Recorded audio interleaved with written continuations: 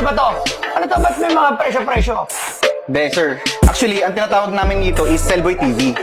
Cellboy TV. Kung mapapansin nyo, sir, nakakategorize na siya by prices, di ba?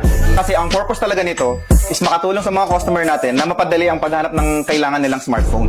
Oo. At via home credit. So, nakikita na nila kung magkano yung nagagastos nila. Ang magagastos nila pag umabil sila ng installment. Tama, sir. Katulad nito, 8 pesos lang per day. Sa 12 month dito sa Technospark 20C.